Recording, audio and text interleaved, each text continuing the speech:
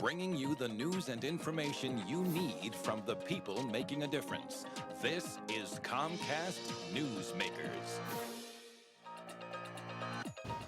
I'm glad you could join us. We are in San Francisco on Market Street at the LGBT Center. And with us right now is Amy Sueyoshi and Bob Michitarian. How did I do? Well, exactly right. Okay. Nice to have you both here. And they are, Amy is co-chair of the board of directors, and Bob is the board member of and a local attorney of the Historical Society. Nice to have you both here. Thank you. Nice to be here. Give me a little background now on the Historical Society and what kinds of things we can learn from that. So the GLBT Historical Society was formed in the wake of the AIDS crisis. We found that many folks were just throwing away the sort of items and records of gay men who are dying across the city. And some historians got together and decided that it was important to preserve, collect these individuals' histories, and also then to educate the public about it. And so that's sort of the purpose and the continuing mission of the Historical Society. And Bob, how did you get involved in it? As an attorney or just as in general? In general, as someone interested in history, and I had found out actually about some budget cutting that was going on in the city during the recession, and the Historical Society was having funds cut, and I thought that this was an important organization because understanding our history helps us to put into context our present and our future.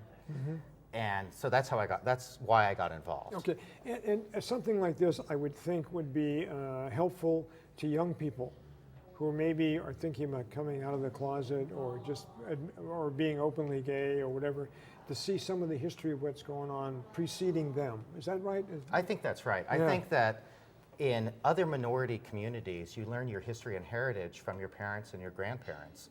In an LGBT community, oftentimes you might not have relatives. You're on your own. And right, so people do come here, and there are a lot of stories about people coming to San Francisco, to the Castro, which has its reputation as a mecca for LGBT people, to find their history. And in fact, what we did was we had a project for this last year when we had a temporary exhibit open, and a number of people came in, and we're doing exactly that, looking for their history. We actually brought in 25,000 visitors to the Castro, and that was great for small businesses during the recession. Yeah, and Amy, what kinds of things will people find in the Historical Society? We have independent magazines that are hard to find that various community groups put together. We also have people's old sex toys. We have lots of paraphernalia and buttons that sort of trace the movement and community organizing within the queer community as well. We have people's old love letters. We have baseball caps from community organizing around political legislation. So like general memorabilia you would have from people's personal lives, I think would be the most effective.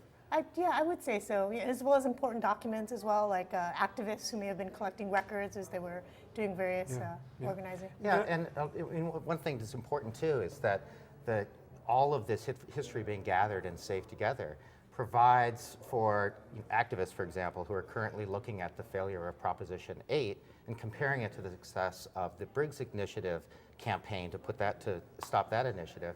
And by knowing about what things worked and what things didn't work in the past, activists are using our archives in order to understand how to create political campaigns and organize. Okay, and there's you're open now. I mean, the society's open now, but we're just about out of time, but I want to mention you have another branch that's opening up in the Castro, is that right? We have an exhibit that's going to be opening up in the Castro. It's our second exhibit in the Castro, and it's going to commemorate our 25th year anniversary. Okay. And that'll be happening in October. Well, Bob and Amy, thanks very much for being here today, okay? Appreciate it very much.